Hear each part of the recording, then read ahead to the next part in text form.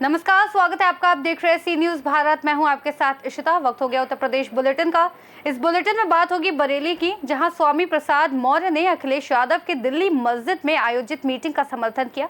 साथ ही बात होगी इगलास की, जहां इगलास में तहसीलदार की कोठी परिसर बना तबेला, गंदगी का भारी अंबार, प्रशासन बेखबर। ऐसी तमाम खबरों पर करेंगे विस्तार से बात। स्वामी प्रसाद मौर्य ने अखिलेश यादव के दिल्ली मस्जिद में आयोजित मीटिंग का समर्थन करते हुए कहा कि अगर प्रधानमंत्री नरेंद्र मोदी अजमेर शरीफ में टोपी पहनकर चादर पोशी कर सकते हैं तो क्या अखिलेश यादव मस्जिद में मीटिंग नहीं कर सकते। उन्होंने ये भी कहा कि इसमें कुछ गलत नहीं है। इसके अलावा स्वामी प्रसाद मौर्य ने कांवड़ यात्रा के दौरान हुए उत्पात पर भी निशाना साधा और इस पर चिंता व्यक्त की। उनका कहना था कि कांवड़ियों की उधमबाजी से जनता परेशान हो रही है, जिसे गंभीरता से लिया जाना चाहिए। जिंदगी केवल 5 किलो 10 किलो चावल पे आके ठहर गई है। महंगाई आसमान पर है। आम लोगों का जीवन दुर्भर हो गया है। किसानों को लाभकारी मूल्य देने का वादा करने के बावजूद भी आज तक किसानों को लाभकारी मूल्य नहीं दिया गया है। 4 साल से लगातार किसान धरना दे रहे हैं न्यूनतम समर्थन मूल्य की मांग को लेकर।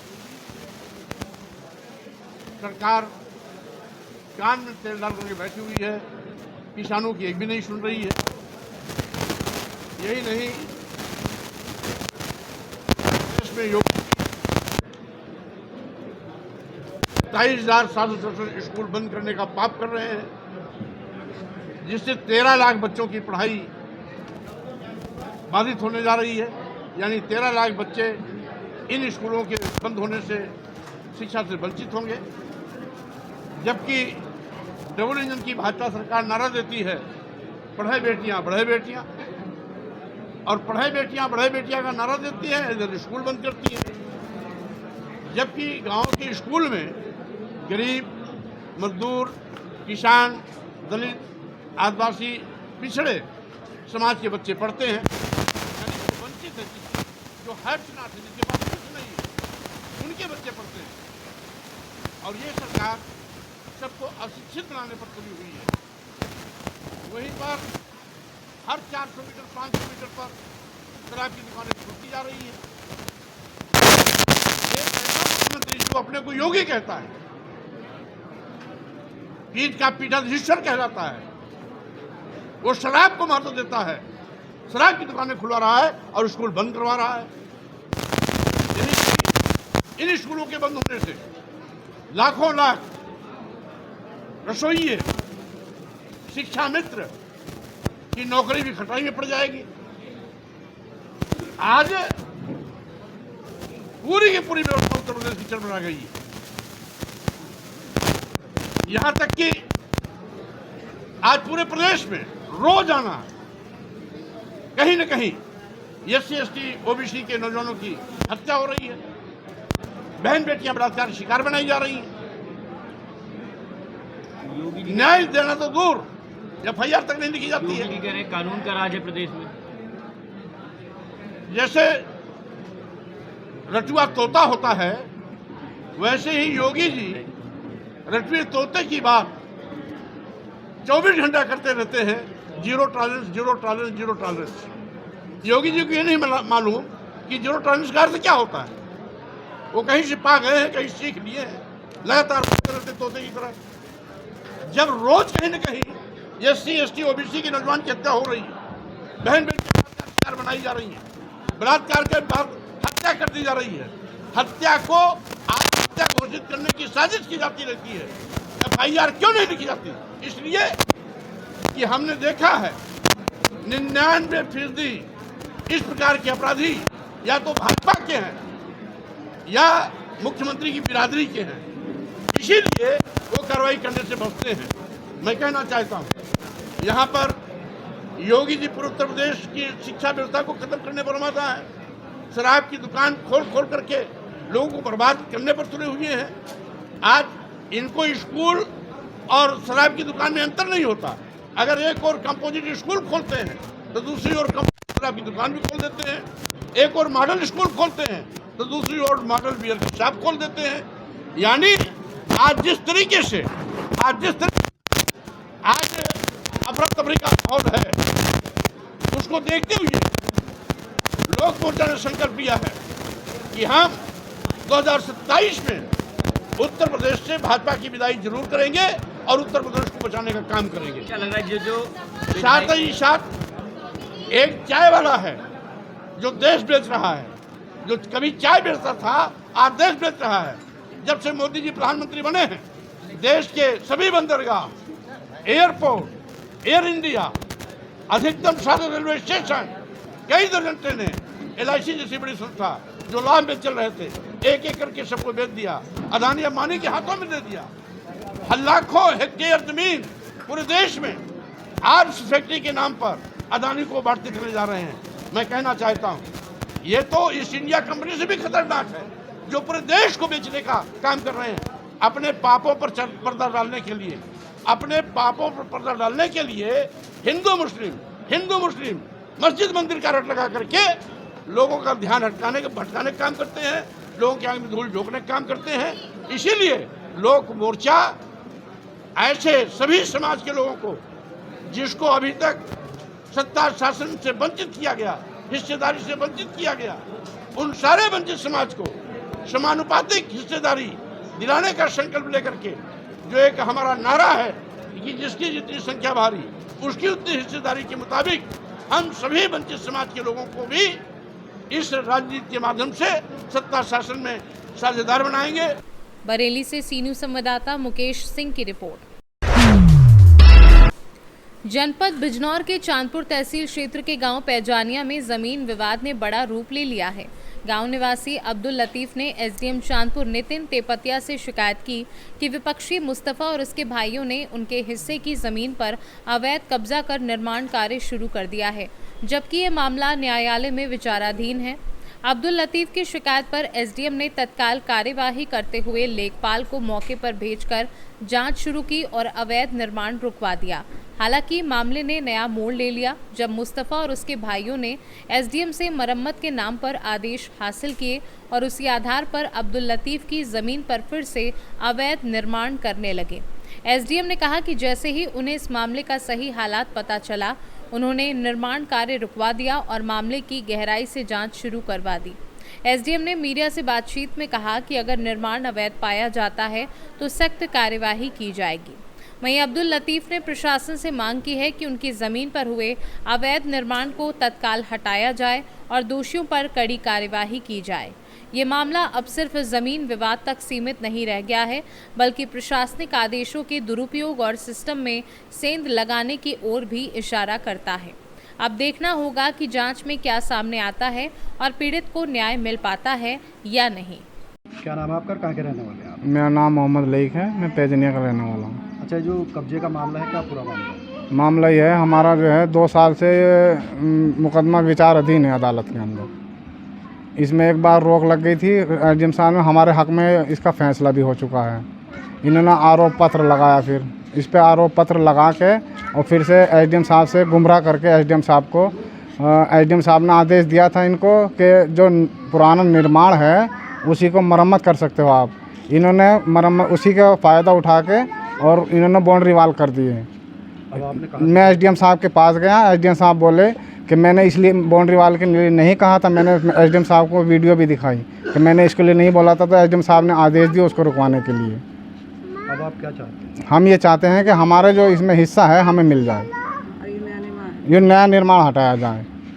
वो नहीं आता है आदेश जब तक ये निर्माण हटाया जाए और आगे के लिए कोई निर्माण ना करा जाए।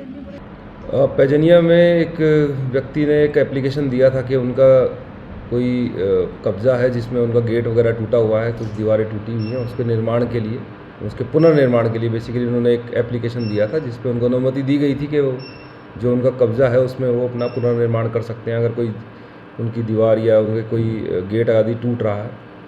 और संज्ञान में यह आया कि उसके बाद उन्होंने कुछ एक्स्ट्रा ज़मीन पे कहीं कोई नई दीवार वगैरह खींच ली है, जिसके दूसरे पक्ष द्वारा एप्लीकेशन देने पर उसको तत्काल प्रभाव से रुकवाया गया कि जब तक इस चीज़ का कोई निर्धारण नहीं हो जाता तब तक वो उसका निर्माण नहीं करेंगे। केवल उनको परमिशन जो दी गई है वो अपने पुराने किसी कंस्ट्रक्शन को, टूटी हुई कंस्ट्रक्शन को दुरुस्ती के लिए दी गई थी और कोई नया निर्माण उनको करने से कोई परमिशन नहीं दिया गया था, परंतु ऐसा बताया गया कि कल उन्होंने कोई नई नींव भरी है। सर, जिस तरह से दीवार की गई है, क्या उसका ध्वस्त क्या है? अब ये देखने वाली चीज़ आएगी कि भाई पहले ये चीज़ सिद्ध होनी चाहिए। तो जब तक अगर ये चीज़ सिद्ध नहीं होती है कि वो अवैध है, अगर अवैध है तो डेफिनेटली जो एक्शन होगा वो उसी अकॉर्डिंग होगा, अगर अवैध है तो टूटा जाएगा। बिजनौर से सी न्यूज़ संवाददाता सलीम हाशमी के साथ अजमल अंसारी की रिपोर्ट। थाना चांदपुर क्षेत्र के शंकर मूर्ति से लव जिहाद का एक चौंकाने वाला मामला सामने आया है, जिसने पूरे इलाके में हड़कंप मचा दिया है। मामले के खुलासे के बाद हिंदू संगठनों ने थाने पहुंचकर विरोध प्रदर्शन किया और आरोपी के खिलाफ सख्त कार्यवाही की मांग की। मुख्य आरोपी आरिफ, जो गैस चूल्हे की मरम्मत का काम करता है, पर आरोप है कि वह हिंदू लड़कियों को बहला और धर्म परिवर्तन के लिए दबाव डालकर उन्हें जाल में फंसाता था। पुलिस ने आरोपी के मोबाइल से कई हिंदू लड़कियों की तस्वीरें बरामद की हैं, जिन्हें वह चोरी छिपे खींचता था। मामले ने और भी सनसनी तब मचाई जब ये पता चला कि आरोपी आरिफ की पुलिस अधिकारियों के साथ कई तस्वीरें वायरल हो रही हैं। इनमें पूर्व थाना अध्यक्ष, नगर इंचार्ज और अपने परिवार के साथ नजर आ रहा है। इससे ये आशंका जताई जा रही है कि पुलिस और आरोपी के बीच गठजोड़ हो सकता है। पुलिस ने आरोपी को हिरासत में ले लिया है और मामले की गहनता से जांच की जा रही है। इलाके में तनाव का माहौल बना हुआ है। हिंदू संगठनों ने चेतावनी दी है कि यदि आरोपी पर सख्त कार्यवाही नहीं की गई तो वे बड़ा आंदोलन छेड़ सकते हैं। क्या नाम है आपका?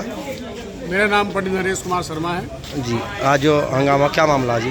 मामला ब्राह्मण की लड़की है जी और एक मॉमडन का लड़का है जी। उसके पास 700-750 फोटो हैं अदर से।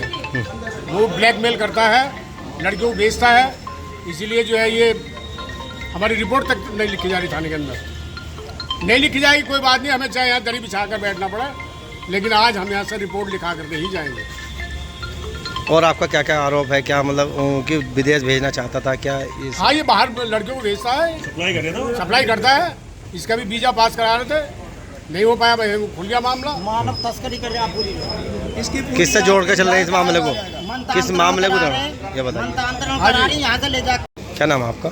मेरा नाम चौधरी वीर सिंह है और मैं शिवसेना का सिंधिया गुट का जिला प्रमुख हूँ, पूर्व जिला पंचायत समिति सदस्य हूँ। अच्छा, 2-3 दिन से ये मामला चल रहा है, क्या मामला है चांदपुर में? ये चांदपुर में एक लड़की थी जो हमारी हिंदू लड़की थी, उसे एक आरिफ लड़का है, उसने जो अपने उससे इस तरह से पटाख का पहले उससे बात करी, उसका वो क्या मैं मोबाइल नंबर ले लिया, फिर उससे जो ब्लैकमेल करने लगा, फिर उसके बाद उसके फ़ोटो बना लिए और क्या मैं कि मैं ये तेरे फ़ोटो वायरल कर दूंगा।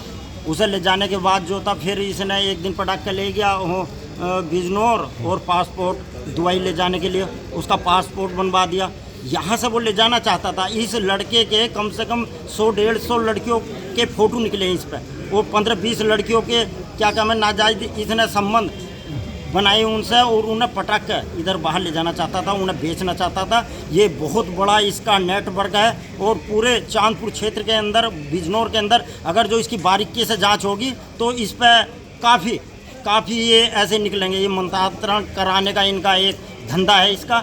हम उस लड़की की, चाहे कोई भी लड़की हो, किसी भी धर्म की हो, चाहे हिंदू हो, मुस्लिम हो, सिखाई हो, कोई भी हो, हम लड़की के पक्ष की लड़ाई लड़ते हैं। चाहे कोई भी हो, हम इसकी लड़ाई लड़ेंगे, यहाँ से बिजनौर तक लड़ेंगे, मुरादाबाद, लखनऊ तक लड़ेंगे इसके। हम चुप नहीं बैठने के बिल्कुल कतई जी। ये मानव तस्करी है, ये मानव तस्करी की यहाँ से ले जाना और बेचना, इनके अंग बेचने। ये हिंदू लड़कियों को आस्ते से बहला लेते हैं, फुसला लेते हैं, फिर इनका इनके अंग बेचते हैं, इन्हें मार के और इनके जो है बाहर वो करते हैं, इनकी बिल्कुल इन्हें भेज दिया जाता है, इनके शरीर के एक अंग को भेज दिया जाता है। क्या चाहते हैं? हम चाहते हैं कि कड़ी कार्रवाई हो इसके खिलाफ बिल्कुल, और अगर जो कड़ी कार्रवाई यहाँ पे नहीं होने की तो हम यहाँ से और लखनऊ तक की लड़ाई लड़ेंगे, बिल्कुल चुप नहीं बैठने के, चाहे कुछ भी हो जाए। बिल्कुल। क्या नाम है आपका? पीयूष अरोड़ा। अच्छा। मैं अभी हिंदू महासंघ का प्रदेश कार्यकारिणी सदस्य हूँ। अभी कुछ देर पहले ही हमने, मेरे भाई संगठन के लोग आए थे, हमने एक इस विषय में एक मांग पत्र थाना इंचार्ज को दिया है, जो लव जिहाद का मामला आया है, इस पर कड़ी से कड़ी कार्रवाई होने के लिए हमने ये मांग पत्र भी संगठन की ओर से दिया। आपको क्या पता चला था, क्या मामला हुआ है? ये लव जिहाद का मामला है, स्पष्ट है। लड़की को प्रेम जाल में फंसाया है, धर्मांतरण कराता है और क्या कराता है, इसके अंग जो बेच के दुबई क्यों ले, सऊदी क्यों भेज रहा था, क्यों भेज रहा था, ये क्या कारण था, तो क्या पासपोर्ट बनवा रहा है क्या हाँ, कर रहा है? पासपोर्ट का लफड़ा है, पासपोर्ट का मामला है संज्ञान में। हाँ। तो इस विषय में कार्रवाई की मांग कर रहे हैं इनके कानून के जरिए कि कड़ी से कड़ी कार्रवाई हो उनके खिलाफ। बिजनौर से सी न्यूज़ संवाददाता सलीम हाशमी के साथ अजमल अंसारी की रिपोर्ट। इगलास नगर में सामुदायिक स्वास्थ्य केंद्र मार्ग पर स्थित तहसीलदार की कोठी कहे जाने वाली इमारत तो खंडहर में तब्दील होते हुए धराशायी हो चुकी है, जहां मौका परस्त लोगों ने पशु बांध रखे हैं और इमारत परिसर में जलभराव होने के साथ साथ ऐसा दिखाई देता है कि शायद नगर पंचायत ने समूचे नगर का कूड़ा वहीं जमा करा दिया हो। इस ओर स्थानीय प्रशासन पूरी तरह बेखबर है। इस संबंध में समाचार पत्रों व चैनलों के माध्यम से स्थानीय प्रशासन का ध्यान आकर्षित कराया गया है, किंतु स्थानीय प्रशासन का इस ओर तनिक भी ध्यान नहीं है। यदि प्रशासन इसी तरह चुप्पी साधे रहा तो उक्त जमीन पर अतिक्रमणकारी कब्जा करते रहेंगे। जैसे कि एक व्यक्ति ने उक्त इमारत की कुछ जमीन को अपने आवास में मिला भी लिया है। इसी तरह उक्त जमीन पर अतिक्रमणकारियों का कब्जा हो सकता है। इगलास से सी न्यूज़ संवाददाता इंद्रजीत प्रेमी की रिपोर्ट।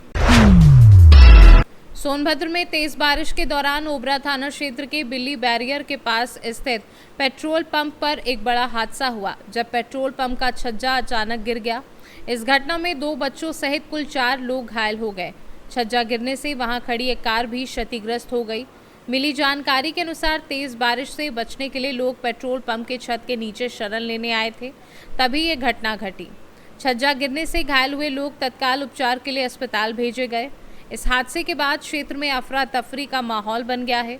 स्थानीय प्रशासन और पुलिस घटनास्थल पर पहुंचकर मामले की जांच कर रहे हैं और इस घटना के कारणों का पता लगाने की कोशिश की जा रही है।